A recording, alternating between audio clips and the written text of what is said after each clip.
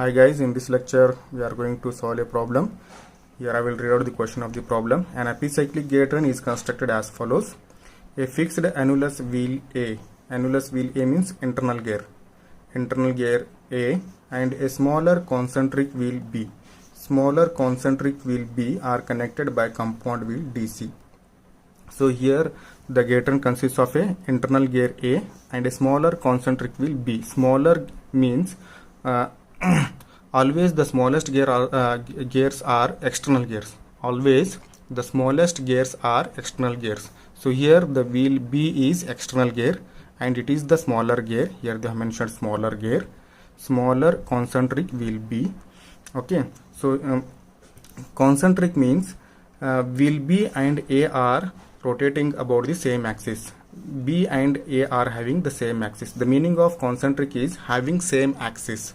The meaning of concentric is having same axis. So here the wheels B and A are having the same axis. They are rotating about the same point.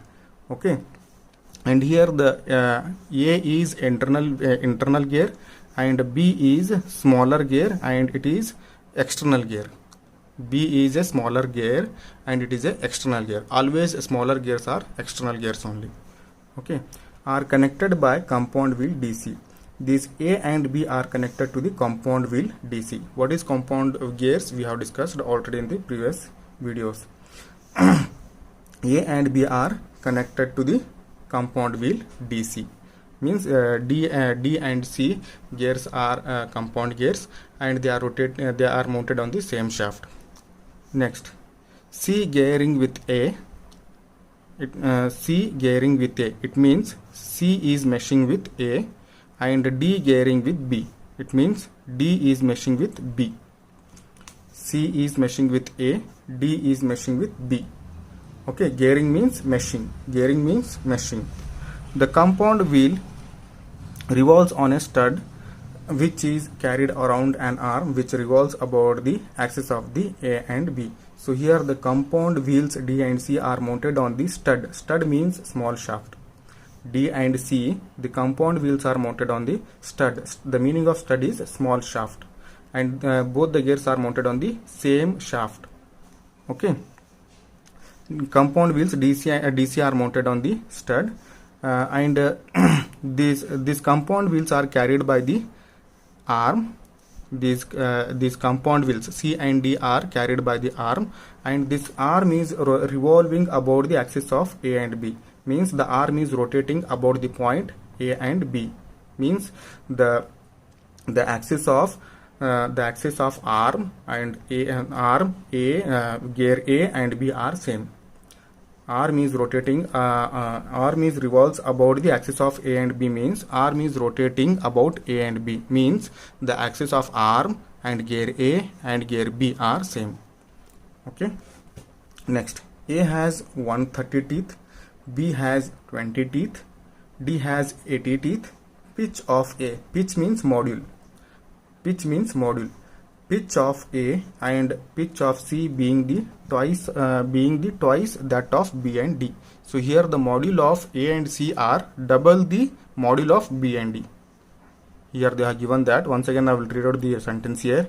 Pitch of A, that is module, pitch means module only, and pitch of C being the twice that of B and D. It means the module of A and C are the double the module of B and D. If you take the module of B and D as M, then you have to take the module of A and C as 2M. Okay, if you take the module of B and D as M, then you have to take the module of A and C as 2M. Here in the sentence they have mentioned that the module of A and C are double the twice means double that of B and D. Okay. Next, how many revolutions B will make for one revolution of the arm? So here when arm makes one revolution, when arm rotates one revolution, then how many rotations the gear B will make? The meaning of this sentence is when arm makes one rotation, okay, then how many revolutions or how many rotations B will make, that you have to find out. It means you have to find out the speed of B, the speed of B. Okay, so here they have not given the diagram. Okay, here they have not given the diagram. First you have to prepare the diagram or construct the diagram. So here for that I will read out the description question once again to draw the diagram here. So here an epicyclic gear train is constructed as follows. A fixed annulus wheel A means this is fixed internal wheel A, means first you have to draw the internal gear A. Here I am drawing this internal gear A. This is gear A. This is internal gear A. And a smaller concentric wheel B. Concentric means B and A are having the same axis. Means B and A are rotating about the same point. So it means I will draw the smallest gear B like this. And the center of A and B will be the same because B and A are concentric. So this is gear B. Okay. Next. Are connected by compound wheel DC. These gears A and B are connected to the compound wheel DC. Okay, how they are connected to the gears A and B means C gearing with A and D gearing with B. So here C is meshing with A, D is meshing with B. So like that you have to draw the diagram. First I will draw the gear C. Here the gear C is meshing with gear A. Okay, so here I will draw the gear C first. I am drawing the rough diagram here. Okay, this is the center of the gear C. This is gear C. Okay, this is gear C and gear C is meshing with gear A here. Here this gear C is not meshing with gear B. Don't get confused. Okay, so here this gear C will be little bit above to the gear B. यहाँ पे gear C यानी ऊपर रहता है. यहाँ पे दिख रहा है आपको ऐसे. यहाँ पे आप डॉटेड भी निकाल सकते हैं, डॉटेड लाइन. ओके, ठीक है, कंफ्यूज मत है. यहाँ पे देखो gear C है ना, सिर्फ A के साथ मैश हो रहा है, B के साथ मैश नहीं हो रहा है. ओके, यहाँ पे आप डॉटेड लाइन भी निकाल सकते हैं, इतना ही. ओके, ये वाला जो gear C ऊपर है समझो या तो नीचे है समझो. Okay, next gear D gearing with B. D gearing with B, it means gear is meshing with B. So now I will draw the gear B such a way that it should mesh with the gear B. So this is gear B. This is gear D. So this is gear D is meshing with gear B here. ये जो gear D है ना, B के साथ यहाँ पे mesh हो रहा है. यहाँ पे आप देख सकते हैं A के साथ mesh नहीं हो रहा है, C के साथ mesh नहीं हो रहा है. So here the gears C and D are compound wheels. Okay, and here next I have drawn this much. Next we can see the compound wheel revolves on a stud. Okay, यहाँ पे देखो compound wheel revolves on a stud. Stud means small shaft. Here I have written the small shaft. Okay, both the gears C and D are rotating about the small shaft here. Small shaft here. Okay, since they are compound wheels, they are mounted on the same shaft. Okay, next, which is carried around an arm which revolves about the axis of the A and B. So here this compound wheel C and D are carried by the arm, and that arm is revolving about the axis of A and B. So you have to draw the arm here like this. So it means here the meaning of this sentence is this compound wheel revolves on a stud which is carried around an arm which revolves about the axis of A and B. This means this compound wheels C and D are carried by the arm, this arm. Okay, and this arm is revolving about the axis of A and B. Like this you have to draw the axis. So this is arm. So this is the diagram. Like this you have to draw the diagram. Okay, this is the diagram. So in the notes the diagram is here. In the notes the diagram is here. Okay, you can draw the diagram like this also. Okay, you can draw the diagram like this also, no problem. It depends on you. Okay, arrangement निकालना है. यहाँ पे देखो मैं ये diagram ऐसे निकाला हूँ, ये हॉरिजॉन्टल में निकाला हूँ. आप ये यहाँ पे वर्टिकल में निकाला हूँ, डोंट गेट कंफ्यूज हियर।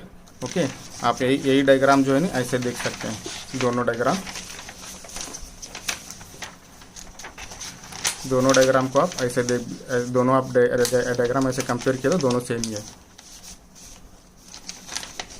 ये वाला ऐसे भी देख सकते हैं, सेम डायग्राम, यही डायग्राम यहाँ पे निकाला हुआ है। यहाँ पे देख सकते हैं सेम डायग्राम आपको लगेगा, ये वाला डायग्राम ही अभी ऐसे निकाला है। मैं यहाँ पे ऐसे निकाला हूँ, कैसे भी निकाल सकते हैं, अरेंजमेंट करेक्ट रहना चाहिए। आप हॉरिजॉन्टल में भी निकाल सकते हैं या वर्टिकल में भी निकाल सकते हैं, but arrangement should be correct. कौन सा गियर किसके साथ में हो रहा है, कहाँ पे माउंटेड है, वो करेक्ट निकालना है। Okay, next here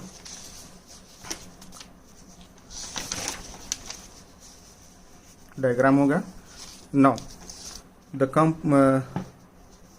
here next, now I will write down the given. A has 30 teeth, so that is TI is equal to 130. Okay, next B has 20 teeth, TB is equal to 20. Okay, next D has 80 teeth, TD is equal to 80. Okay, next pitch of A, pitch means module only, pitch of A and pitch of C being twice that of B and M. So here the module of A and C are double the module of B and D. मैं पहले ही बता चुका हूँ, अगर आप B और D को M करके मॉड्यूल लिए तो A और C को 2M करके लेना है मॉड्यूल। ओके, वो कब लेना है आपको बताता हूँ मैं। Next, how many revolutions B will make for 1 revolution of the arm. तो इसका मतलब है जब आर्म जो है ना जब आर्म जो है ना एक रोटेशन करता है तो बी कितने रोटेशंस करता है। तो इसका मतलब हुआ N arm is equal to 1 RPM और 1 RPS। आप कौन सा भी यूनिट ले सकते हैं, यहाँ पे सिर्फ 1 रेवोल्यूशन करके दिया हुआ है। 1 रेवोल्यूशन आप क्लॉकवाइज में भी ले सकते हैं, एंटी क्लॉकवाइज में ले सकते हैं, मगर 1 रेवोल्यूशन हम आर्म का जो है ना पॉजिटिव में लेते हैं हमेशा, है ना। जब डायरेक्शन कुछ मेंशन नहीं किया हुआ है तो हम उसको पॉजिटिव में ही लेते हैं आर्म का। कौन से भी गियर का डायरेक्शन नहीं देता है तो हम पॉजिटिव में ही लेते हैं। तो इसलिए N arm is equal to 1 RPS। अगर आप इसको RPS भी ले सकते हैं, RPM भी ले सकते हैं, नहीं तो कुछ भी यूनिट भी नहीं लिए तो भी चलता है, कुछ यूनिट नहीं लिए तो भी चलेगा। यहाँ पे हम RPS लिए हैं। हमको क्या फर्क फाइंड करना है, revolution of B. Revolution of B मतलब speed of B only. Okay, speed of B only. Okay, this you have to find out. यहाँ पे देखो, और एक यहाँ पे देखो क्वेश्चन में फिक्स्ड एनुलस व्हील करके दिया हुआ है, मतलब ये जो गियर ए है ना फिक्स्ड है। फिक्स्ड मतलब the speed of gear A is 0, so that also we have to write here N is equal to 0, N is equal to 0। Okay, यहाँ पे देखो सभी, यहाँ पे देखो ए बी और डी के नंबर ऑफ टीथ दिए हैं, ए बी और डी के नंबर ऑफ टीथ दिए हुए हैं, सी का नहीं दिया, तो इसलिए हम फर्स्ट सी के नंबर ऑफ टीथ फाइंड करेंगे, सी के नंबर ऑफ टीथ फाइंड करेंगे।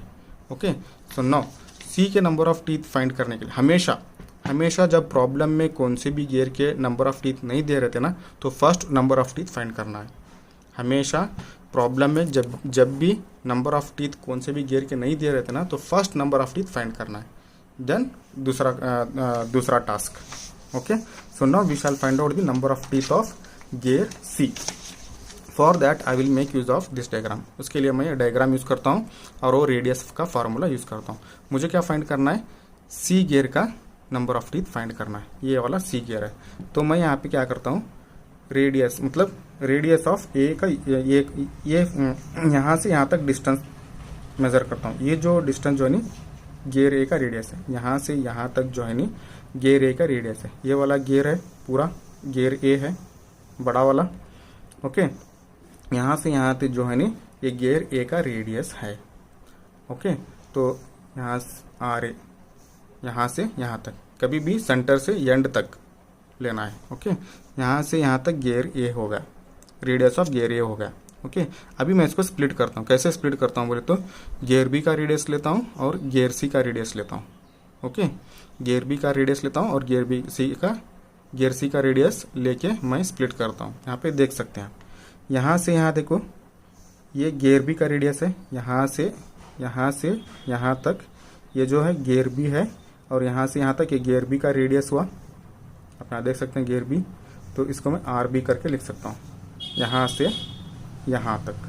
नेक्स्ट, यहाँ से ये सेंटर वाले पॉइंट तक, यहाँ से ये वाले सेंटर वाले पॉइंट तक, ये जो है नी गेयर डी का रेडियस है। यहाँ से यहाँ तक जो है नी गेयर डी का रेडियस। यहाँ पे देखो, यहाँ ये वाला गेयर डी है, ये वाला गेयर डी है, यहाँ से यहाँ तक जो है नी गेयर डी का रेडियस है, तो इसलिए plus R D. Okay, next, यहाँ से मुझे यहाँ तक जाना है डिस्टेंस, यहाँ से यहाँ तक नहीं, यहाँ से यहाँ तक नहीं, मुझे यहाँ से यहाँ तक जाना है। और यहाँ से यहाँ तक जो है नी ये गेयर सी का रेडियस है। ये देखो गेयर सी है, ये वाला जो गेयर सी है इसका रेडियस जो है नी यहाँ से यहाँ तक है, तो प्लस आर सी। ओके, तो आपका ये डिस्टेंस कवर होगा। और एक बार बताता हूँ मैं यहाँ से यहाँ जो डिस्टेंस है ना ये होगा आर, ये जो होगा गियर ए का रेडियस, यहाँ से यहाँ तक, तो आर ए करके लिखा हुआ। मैं इसको स्प्लिट कैसे करता हूँ बोले तो गियर बी, डी और सी का रेडियस यूज करके मैं स्प्लिट करता हूँ। यहाँ पे देखो, यहाँ से यहाँ तक ये गियर बी का रेडियस है, आप देख सकते हैं ये वाला गियर बी है। ओके, गियर बी, इसका रेडियस यहाँ से यहाँ तक हुआ। नेक्स्ट, यहाँ से यहाँ तक ये वाला जो है नी रेडियस गियर डी का है, ये वाला आप देख सकते हैं गियर डी है।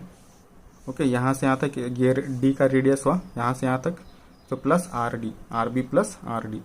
नेक्स्ट, मुझे डिस्टेंस यहाँ से यहाँ कवर करना है, यहाँ से यहाँ तक नहीं, तो इसलिए यहाँ से यहाँ तक मैं डिस्टेंस मेजर करता हूँ। ये वाला जो डिस्टेंस है नी गियर सी का रेडियस है, आप ये देख सकते हैं ये जो है नी गियर सी है।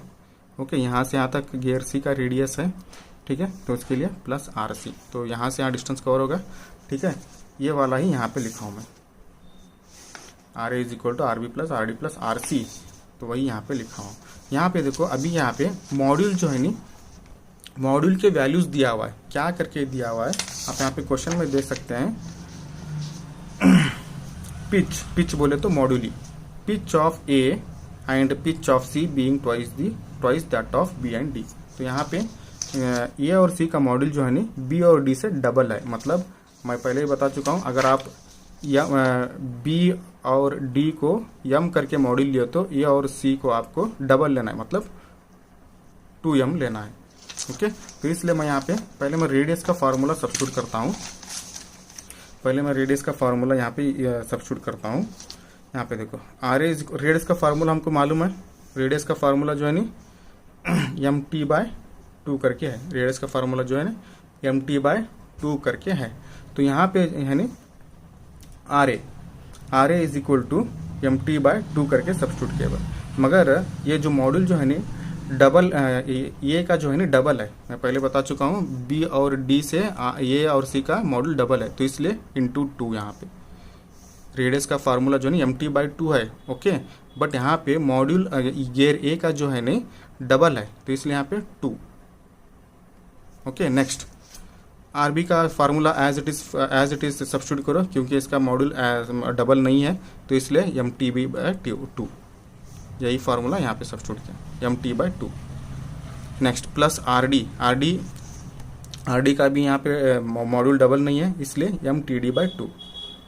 ओके, नेक्स्ट आर सी का मॉड्यूल डबल है, तो इसलिए M T C by 2 into 2, M T C by 2 into 2। Okay, क्योंकि ए और सी का यहाँ पे मॉड्यूल डबल है। क्वेश्चन में आप पहले बता चुके हैं कि यहाँ पे पिच बोले तो module, pitch of A and C being the twice that of B and D, तो इसलिए यहाँ पे ए और सी का मॉड्यूल जो है आपको डबल लेना है। आपको बी और डी का यम लिए तो ए और सी का डबल लेना है, 2m। ओके, तो इसके हिसाब से अब यहाँ पे देखो m/2 कॉमन लेता हूँ, m/2 कॉमन। ओके, m/2 आप कॉमन लिए तो m/2 आप कॉमन लेना है, ठीक है। तो इसका मतलब आपको यहाँ पे 2ta होगा, 2ta, यही 2 यहाँ पे लिखा हुआ था, मैं यहाँ पे लिख रहा हूँ 2ta होगा। ओके, सो इसमें भी आप m/2 कॉमन लो, m/2 कॉमन ले तो यहाँ ब्रैकेट में क्या होगा, tb td into 2tc bracket में। ओके, m/2 कॉमन लिए तो क्या होगा, यहाँ पे ब्रैकेट में 2ta, ये 2ta होगा। m/2 यहाँ पे कॉमन लिए तो ब्रैकेट में tb td और 2tc यहाँ पे m/2 कॉमन है, तो ये m/2 कैंसिल हो गया। ओके, यहाँ पे बचा क्या, 2TA TB plus TD plus 2TC। Okay, तो आप यहाँ पे और एक स्टेप में यहाँ पे लिख सकता हूँ, ज़्यादा में यही यहाँ पे और एक बार लिख सकता हूँ, 2TA is equal to TB plus TD plus 2TC। Okay, so यहाँ पे इसमें वैल्यूज सब्स्टिट्यूट करो। आपको C का वैल्यू मालूम नहीं, वो छोड़ के बाकी के वैल्यूज सब्स्टिट्यूट करो। TA 130 है, यहाँ पे देखो 2 TA यहाँ पे 2 इंटू 130, TA का वैल्यू 130 है। TB का वैल्यू 20 है, तो यहाँ पे 20 यहाँ पे। TD का वैल्यू 80 है, तो यहाँ पे 80 है, into plus 2TC, 2 as it is, TC का वैल्यू मालूम नहीं, ऐसे रख दो। तो यहाँ पे सिंप्लीफाई करो आप, सिंप्लीफाई करने के बाद 2TC इज इक्वल टू 160 आएगा, TC इज इक्वल टू 80 आएगा। ये जो है number of teeth of gear C। Okay, now to find out the speed of will be, again we have to prepare the tabular column first. This is serial number 1, condition of motion, revolution of elements. Okay, in the revolution of elements you have to write the you have to make the sub column for number of elements available in the gear train। यहाँ पे आपको कितने elements है आपको gear train में वो देखना पड़ेगा, उतने सब कॉलम्स आपको बनाना पड़ेगा। तो यहाँ पे देखेंगे gear A1, gear B2, okay, and gear C and D, these two are compound gears. ये दोनों कंपाउंड गियर्स है, इसलिए दोनों को हम एक ही टैब, ये भी एक ही कॉलम बनाएंगे। यहाँ पे 3 होगा कॉलम। नेक्स्ट जो है आर्म 4, आर्म होगा 4, तो टोटल 4 सब कॉलम्स बनाना है। और एक बार यहाँ पे काउंट करता हूँ मैं, gear A1, gear B2, gear C and D 3 because this two are compound gears. Okay, and arm 4, so total 4 sub columns we have to prepare in the revolution of elements, 1 2 3 4. So always in the first column you have to write the arm. Okay, in the next column next column में कौन सा gear लिखना है बोले तो आपको gear train देखना पड़ेगा। यहाँ पे गियर ट्रेन में अगर इंटरनल गियर है वो देखना पड़ेगा। यहाँ पे देखो इस गियर ट्रेन में इंटरनल गियर है, यहाँ पे देखो गियर ए जो है नी इंटरनल गियर है। तो जब गियर ट्रेन में इंटरनल गियर रहता है तो आर्म के बाद हम जो है नी फर्स्ट को लार्जर गियर लेते हैं, आर्म के बाद हम लार्जर गियर लेते हैं। तो यहाँ पे देखेंगे लार्जर गियर कौन सा है, यहाँ पे आप देख सकते हैं ये डायग्राम से ही लार्जर गियर जो है गियर ए है, तो आर्म के बाद हम लार्जर गियर ए लिखेंगे, लार्जर गियर ए लिखेंगे। ओके, नेक्स्ट आपको सीक्वेंस में लिखते जाना है। गियर ए किसके साथ मैच हो रहा है वो नेक्स्ट कॉलम में लिखना है। यहाँ पे देखेंगे गियर ए किसके साथ मैच हो रहा है, ये जो है गियर ए। यहाँ पे आप देख सकते हैं गियर ए जो है नी गियर सी के साथ मैच हो रहा है। ये वाला जो गियर है नी ये गियर सी है, गियर ए सी के साथ मैच हो रहा है। और यहाँ पे सी और डी ए और ए दोनों कंपाउंड गियर्स है। तो नेक्स्ट कॉलम में गियर ए के बाद गियर कंपाउंड गियर लिखना है सी और डी, क्योंकि यहाँ पे आप देख सकते हैं ये जो है नी सी के साथ मैच हो रहा और सी और डी दोनों कंपाउंड गियर्स है, दोनों एक ही कॉलम में लिखना पड़ेगा। तो नेक्स्ट कॉलम में कंपाउंड गियर सी डी करके लिखते हैं।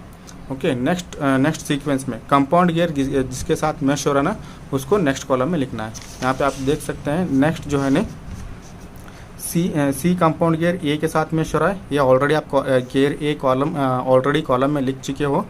ओके, नेक्स्ट कंपाउंड गियर जो है नी डी है, ये जो है नी बी के साथ मैच हो रहा है, गियर डी यहाँ पे बी के साथ यहाँ पे मैच हो रहा है, बी के साथ यहाँ पे मैच हो रहा है। तो गियर बी है नी नेक्स्ट कॉलम में लिखना है, गियर बी जो है नेक्स्ट कॉलम में लिखना है। और एक बार बताता हूँ यहाँ पे कंपाउंड गियर के बाद कौन सा गियर लिखना है। पहले आपको ये देखना पड़ेगा कि कंपाउंड गियर किसके साथ मैच हो रहा है। कंपाउंड गियर देखो सी और डी कंपाउंड गियर है, सी ए के साथ मैच हो रहा है और गियर ए ऑलरेडी ये यहाँ पे कॉलम में लिख चुके हो। ओके, नेक्स्ट और एक गियर और एक कंपाउंड गियर जो है डी है, ये किसके साथ मैच हो रहा है देखेंगे बी के साथ मैच हो रहा है यहाँ पे। तो वो गियर जो है नी यहाँ पे नेक्स्ट कॉलम में लिखो। तो ये हो गया आपका सीक्वेंस में लिखने का कॉलम्स में। नेक्स्ट अभी आपको कंडीशन लिखना है कंडीशन लिखना है। यहाँ पे देखो आर्म को फिक्स करना है और नेक्स्ट एंड आर्म के बाद जो गियर है ना उसको +1 रेवोल्यूशन देना है। यहाँ पे देखो आर्म इज फिक्स ना, आर्म के बाद गियर ए है इसको +1 रेवोल्यूशन मोशन देना है। तो यहाँ पे लिखा हुआ है gear A makes +1 revolution in counter clockwise, anti clockwise या काउंटर क्लॉकवाइज दोनों सेम है। तो ये कंडीशन के हिसाब से आपको यहाँ पे कॉलम में लिखना है। आर्म इज फिक्स बोले तो आर्म का स्पीड होगा 0। ओके, नेक्स्ट गियर ए का स्पीड, गियर ए का स्पीड यहाँ पे हम कंडीशन में लिखे हैं +1, वही +1 यहाँ पे लिखेंगे। ओके, नेक्स्ट जो है कंपाउंड गियर है। कंपाउंड गियर का स्पीड लिखने के लिए कंपाउंड गियर किसके साथ मैच हो रहा है उसको देखना पड़ेगा। यहाँ पे देखो कंपाउंड गियर सी और डी है। Okay, C compound gear A के साथ मैच हो रहा है, डी कंपाउंड गियर बी के साथ मैच हो रहा है। सी कंपाउंड गियर ए के साथ मैच हो रहा है और डी कंपाउंड गियर बी के साथ मैच हो रहा है। मगर यहाँ पे स्पीड लिखने के लिए आपको कैसे कंसिडर करना है बोले तो यहाँ पे आप और एक बार बता रहा हूँ मैं, कंपाउंड गियर ए के साथ भी मैच हो रहा है, दैट इज सी जो है नी ए के साथ मैच हो रहा है और डी जो है नी बी के साथ मैच हो रहा है। मगर कंपाउंड गियर का स्पीड लिखने के लिए प्रीवियस कॉलम में जो आप लिखे रहते नहीं, जो गियर लिखे रहते नहीं उसके साथ मैच हो रहा है करके कंसिडर करके इसका स्पीड लिखना है। ओके, यहाँ पे प्रीवियस कॉलम में गियर ए लिखे हैं हम, और गियर ए जो है नी कौन से कंपाउंड गियर के साथ मैच हो रहा है, सी के साथ मैच हो रहा है। ओके, तो अब ये स्पीड लिखने के लिए हम सी और ए मैच हो रहा है करके कंसिडर करते हैं।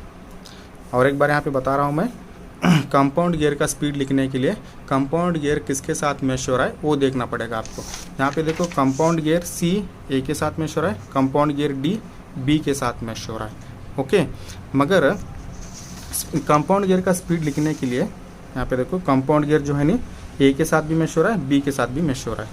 ओके, कंपाउंड गियर सी ए के साथ मैच हो रहा है, कंपाउंड गियर डी बी के साथ मैच हो रहा है, ए के साथ भी मैच हो रहा है, बी के साथ भी मैच हो रहा है। मगर कंपाउंड गियर से पहले जो कॉलम में गियर लिखे रहते नहीं उसके साथ मैच हो रहा है करके कंसीडर करके आपको ये स्पीड लिखना पड़ेगा।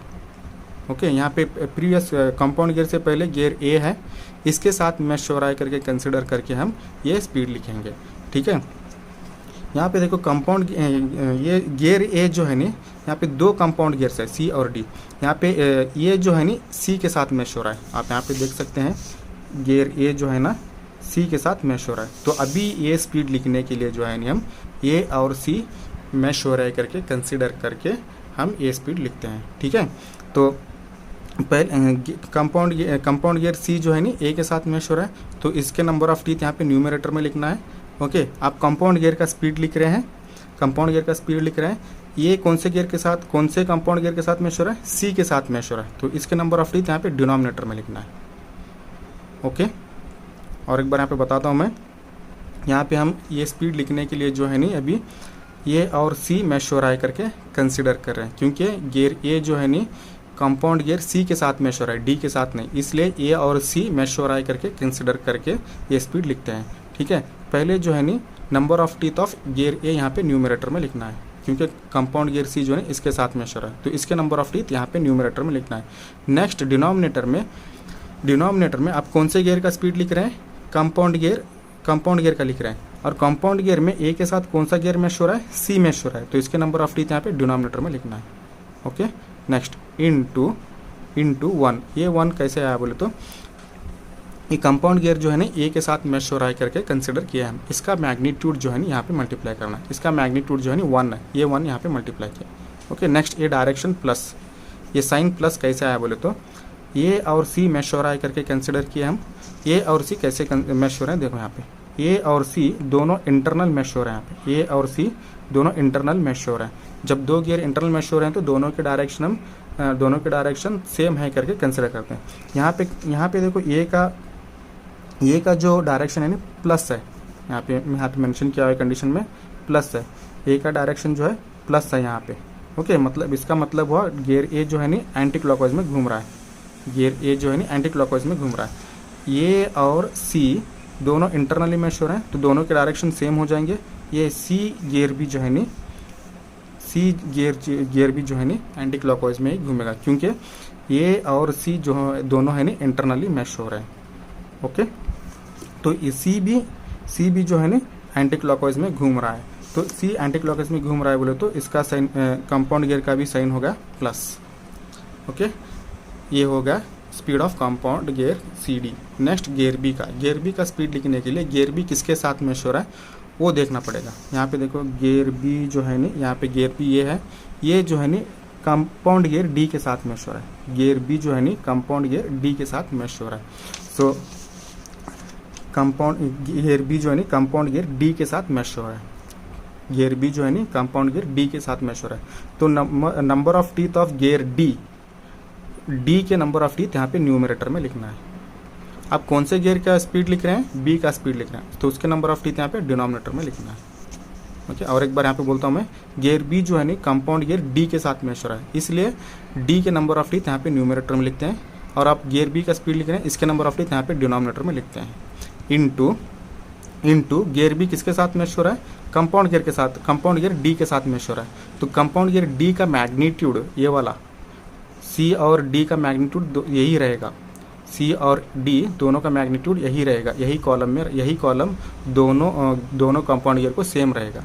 तो यहाँ पे गियर बी जो है नी कंपाउंड गियर डी के साथ मैच हो रहा है, तो डी का मैग्नीट्यूड मतलब ये जो मैग्नीट्यूड है नी यहाँ पे मल्टीप्लाई करना है, T A by T C into one, यहाँ पे भी देखो T A by T C into one, ये मल्टीप्लाई करना है, क्योंकि गियर बी जो है नी डी के साथ मैच हो रहा है, तो इसका मैग्नीट्यूड यहाँ पे मल्टीप्लाई किया।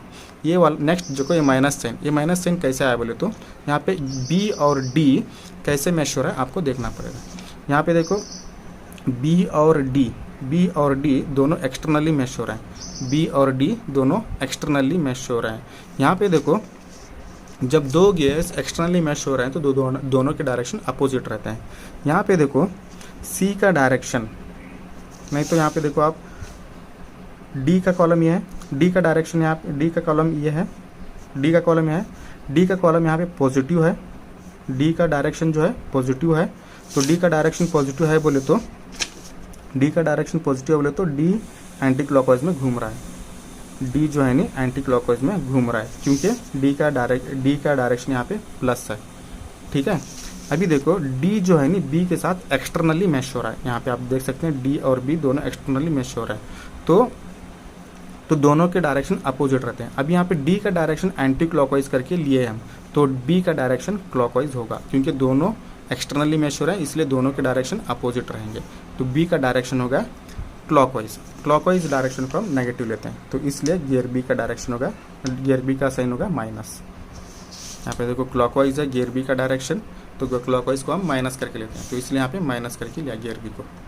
ओके, तो ये होगा फर्स्ट कंडीशन। नेक्स्ट कंडीशन जो है ना एज यूजुअल, जहाँ पे भी आपका +1 है वहाँ पे यहाँ पे प्लस एक्स करके रिप्लेस कर दो, यहाँ पे भी आप 1 जहाँ पे एक्स करके रिप्लेस कर दो, 0 है एज इट इज़ 0, एक्स 1 के बजाय X, T A by T C into 1 into X minus T D by T B minus T D by T B, T A by T C into 1 into T A by T C into X. Okay, next add Y to all, सभी को y plus Y add करना है, plus Y plus Y plus Y plus Y. Okay, next total motion of all elements, तो यहाँ पे क्या करना है, इस दिस प्लस दिस करना है, 0 प्लस वाई, यहाँ पे प्लस वाई है, ये जो है नी आर्म का स्पीड है इसलिए N arm. Next this plus this X plus Y, ये जो कॉलम है नी गियर ए का है इसलिए N A. Next this plus this, यहाँ पे देखो T A by T C into X plus Y, this plus this ये लिखा हुआ है, ये जो है नी ये जो कॉलम है नी गियर कंपाउंड गियर सी और डी को रिप्रेजेंट करता है, इसलिए एन सी और एन डी। सी गियर का भी स्पीड सेम रहता है और डी का भी सेम रहता है, क्योंकि दोनों कंपाउंड गियर है, कंपाउंड गियर मतलब दोनों एक ही शाफ्ट पे माउंटेड रहते हैं। नेक्स्ट दिस प्लस दिस, यहाँ पे देखो ये वाला यहाँ पे है प्लस वाई यहाँ पे। ओके, ये जो कॉलम है ना गियर बी का है इसलिए एन बी। ओके, आपको यहाँ पे 4 इक्वेशंस मिल गए हैं टैबुलर कॉलम से। अब यहाँ पे ये टैबुलर कॉलम के इक्वेशंस और गिवन डेटा को आपको कंपेयर करना है बस। ओके, फ्रॉम टैबुलर कॉलम जो है ना N arm is equal to plus Y, यही यहाँ पे लिखा हुआ है, ये equation 1। Next N A is equal to X plus Y, यही यहाँ पे लिखा हुआ है, ये equation 2। Next N C bar N D, मतलब कंपाउंड गियर सी और गियर डी का स्पीड दोनों सेम रहता है, इसलिए दोनों एक ही दोनों N C bar N D करके लिखा हुआ है। ये इक्वेशन जो है ना ये वाला यहाँ पे, ये इक्वेशन 3 करके लिए। Next N B is equal to this equation is from, यही इक्वेशन यहाँ पे लिखा है, this equation is 4। Okay, but given that, given में क्या दिया हो यहाँ पे, गिवन में N arm is equal to 1 RPS करके है, NA इज इक्वल टू 0 करके है, वही यहाँ पे लिखता हूँ। NR is equal to 1 RPS है, NA इज इक्वल टू 0 है। ये इक्वेशन 5 करके लेता हूँ, ये इक्वेशन 6 करके लेता हूँ। हमको क्या फाइंड करना है? NB, speed of B, speed of B find करना है। ओके, तो यहाँ पे देखो यहाँ पे देखो equation 1 and equation 5, equation 1 and equation 5 मैं कंपेयर करता हूँ, क्योंकि दोनों के लेफ्ट हैंड साइड दोनों सेम है। इक्वेशन 1 और इक्वेशन 5, क्योंकि दोनों के लेफ्ट हैंड साइड सेम है, तो इसलिए मैं अभी क्या कर सकता हूँ? दोनों राइट हैंड साइड को इक्वल कर सकता हूँ। दोनों के लेफ्ट हैंड साइड सेम है तो दोनों राइट हैंड साइड के इक्वल कर सकता हूँ। यहाँ पे देखो कंपेयरिंग इक्वेशन 1 एंड 5, या ये लेफ्ट हैंड साइड दोनों एक है, इसलिए y is equal to +1, y is equal to +1 RPS। Okay, ये RPS आप लिख भी सकते हैं, छोड़ भी सकते हैं, ठीक है। Next, comparing equation 2 and 6, equation 2 यहाँ पे है, इक्वेशन 6 यहाँ पे दोनों के लेफ्ट हैंड साइड देखो NA है, दोनों लेफ्ट हैंड साइड सेम है, तो इसलिए मैं राइट हैंड साइड को इक्वल कर सकता हूँ, x plus Y is equal to 0 कर सकता हूँ। यहाँ पे वही लिखा है, x plus Y is equal to 0। Okay, मगर y का वैल्यू यहाँ पे हम 1 करके मालूम है, इसलिए x plus 1 is equal to 0, x is equal to -1 RPS, 1 को इधर लिया हुआ है। ओके, सो नेक्स्ट हमको क्या करना है? NB का स्पीड फाइंड करना है, ये वाला NB का स्पीड फाइंड करना है, NB का स्पीड, ये इक्वेशन यूज़ करना है। ओके, गियर B का स्पीड फाइंड करने के लिए NB का स्पीड, ये NB का इक्वेशन लेना है फ्रॉम इक्वेशन 4, फ्रॉम इक्वेशन 4, ये इक्वेशन है, इक्वेशन नंबर 4 है ये। ओके, ये इक्वेशन नंबर 4 है, ठीक है। इसमें सभी वैल्यू सब्स्टिट्यूट कर दो, आपका NB का वैल्यू मिल जाएगा 7.5 RPS। यहाँ पे आपका वैल्यू प्लस आ रहा है, इसलिए डायरेक्शन जो है काउंटर क्लॉकवाइज है, तो ये होगा problem. This problem was asked in your previous exam and also similar problem is asked in the model question paper. Model question paper में भी सिमिलर प्रॉब्लम पूछा हुआ है, सेम प्रॉब्लम है, सब कुछ सेम है, सिर्फ मॉडल क्वेश्चन पेपर में जो है नहीं, मॉडल क्वेश्चन पेपर में जो है C के बदले में A1 करके लिया हुआ है, C के बदले में A1 करके लिया हुआ है मॉडल क्वेश्चन पेपर में, और ये D के बदले में B1 करके लिया हुआ है। मॉडल क्वेश्चन पेपर में C के बदले में A1 करके लिया हुआ है, D के बदले में B1 करके लिखा हुआ है। ओके, तो उसके हिसाब से डायग्राम ऐसे सेम ही रहेगा, डायग्राम तो सही रहेगा। C के बदले में आपको A1 लेना पड़ेगा, D के बदले में आपको B1 लेना पड़ेगा।